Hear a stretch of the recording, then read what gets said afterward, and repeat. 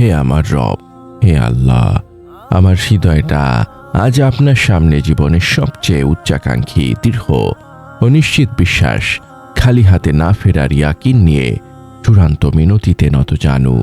আমি সেই বান্দা যে আপনার কাছে মিনতি জানিয়েছিল। আমার প্রতিটি দিন যেন হয় আপনার পথে একটি নতুন পদক্ষেপ। আমি জানি আমার রব আমার সাথেই আছেন, তাই আমার চাওয়াতে কোনো সংকোচ নেই। আমার রব, আমরা যখন কোনো মানুষের কাছে যাই তখন আমাদের মনে দ্বিধা থাকে।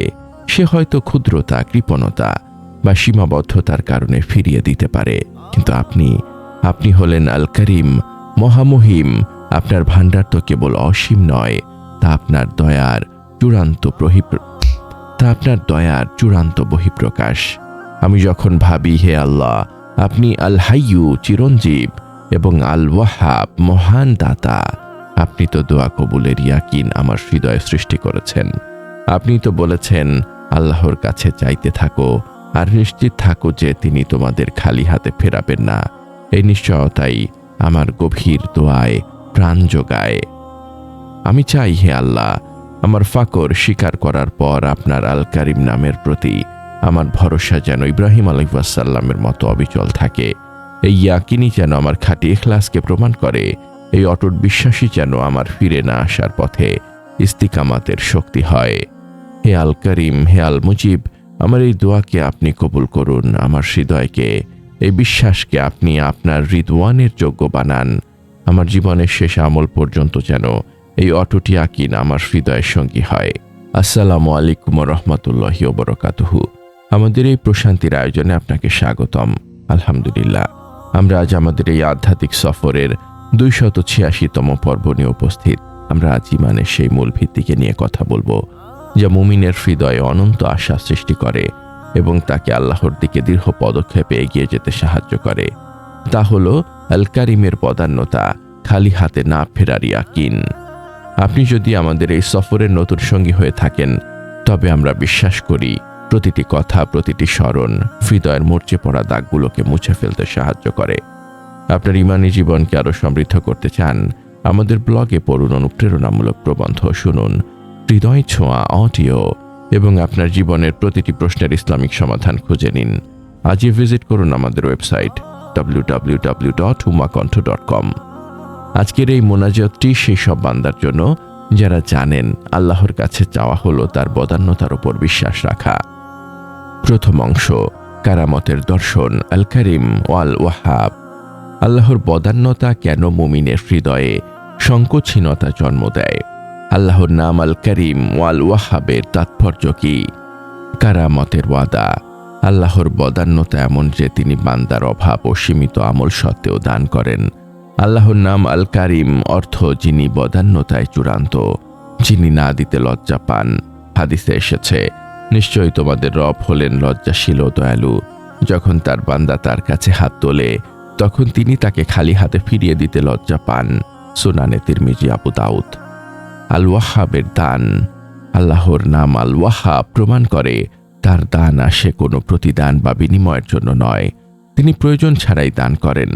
এই জ্ঞানী মুমিনের হৃদয়ে স্থায়ী রহমতের আশা তৈরি করে। সৃষ্টির বিপরীত। মানুষের কাছে চাইলে সংকোচ হয় কারণ তারা সীমিত, কিন্তু আল্লাহর কাছে চাওয়া হলো সম্মানের কারণ। আপনার এই সংকোচহীনতাই আপনার আবদিয়াহ ও ফাকরকে স্বীকার করে নেয়। এই স্বীকারোক্তি আপনার অহংকারকে চূর্ণ করে দেয়। রহমত ও ইয়াকিন। আপনার রহমতের আশ্রয় লাভের জন্য দোয়া কবুলের বিশ্বাস অপরিহার্য। এই ইয়াকিনই আপনাকে শেখায় আল্লাহ আপনার চাওয়াকে কখনো বাতিল করেন না, হয়তো তাখিরাতের জন্য সঞ্চয় করে রাখেন। দ্বিতীয় অংশ, বিশ্বাসের আমল, ইয়াকিন, ইখলাস ও হুদুর। এই দৃঢ় বিশ্বাসকে ধরে রাখার জন্য মুমিনের আমলগুলো কি হওয়া উচিত? কিভাবে গভীর দোয়া এই বিশ্বাসকে প্রমাণ করে? গভীর দোয়ার ভাষা। দোয়া যখন হৃদয়ের গভীর থেকে আসে তখন তা কেবল জিহ্বার আওয়াজ থাকে না, বরং তা হয় আত্মার আকুতি। এই আকুতি আল্লাহর কারামতকে আকর্ষণ করে। আপনার কান্নার শান্তি ও অশ্রু এই আন্তরিকতার সাক্ষ্য বহন করে। ইখলাস ও আমলের মান। খাঁটি ইখলাস হলো এই বিশ্বাসের প্রধান চালিকা শক্তি। আপনি যখন আল খাবিরকে জানেন যে তিনি আপনার উদ্দেশ্য জানেন, তখন আপনার আমল কেবল তারই জন্য হয়। এই ইখলাসই শয়তানও নষ্ট করতে পারে না। সাজদা ও তাওয়াজু, আপনার প্রতিটি সাজদা যেন আপনার জান্নাতের মূল্য হয়। এই অঙ্গীকার তখনই পূর্ণ হয় যখন আপনি সিজদায় বিনয় সহকারে আপনার সব ভার তার হাতে ছেড়ে দেন। জিকির ও জিহ্বার হেফাজত, আপনার জিহ্বাকে পবিত্র রাখা।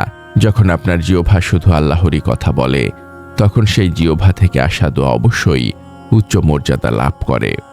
আপনার দায়েমি জিকিরের অভ্যাস এই পবিত্রতাকে রক্ষা করে।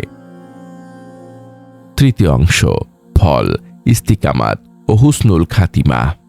এই খালি হাতে না ফেরার ইয়াকিন মুমিনের জীবনে কি চূড়ান্ত ফল নিয়ে আসে, কিভাবে এটি ইস্তিকামাত ও শেষ আমলকে নিশ্চিত করে। সাকিনা ও অভয়, এই ইয়াকিন আপনার হৃদয়ে স্থায়ী সাকিনা এনে দেয়। আপনি তখন দুনিয়ার অস্থিরতা, ভয় বা হতাশা নিয়ে চিন্তিত হন না। আমার রব আমার সাথেই আছেন, এই জ্ঞানই আপনার চূড়ান্ত নিরাপত্তা। ইস্তিকামাতের প্রতীক, এই আশ্বাস আপনার ফিরে না আসার পথে চলার জন্য সবচেয়ে বড় অস্ত্র। আপনি জানেন আপনার প্রতিটি নতুন পদক্ষেপ আল্লাহর দিকেই যাচ্ছে, তাই আপনি কখনো পথভ্রষ্ট হবেন না। শেষ আমল, আপনার জীবনের শেষ দিনটি যেন এই অটুট বিশ্বাসের ওপর হয় যে বান্দা সারা জীবন এই আল কারিমের কাছে চেয়েছে, তার শেষ আমলটি হবে আল্লাহর ঐশী প্রেমের ওপর চূড়ান্ত ভরসা। আপনার হুসনুল খাতিমা হবে এই অনন্ত বিশ্বাসের পুরস্কার। হে আমার ভাই, হে আমার বোন, আপনার এই পবিত্র উপলব্ধি আপনার রবের কাছে আপনার জীবনের সবচেয়ে বড় চাওয়া।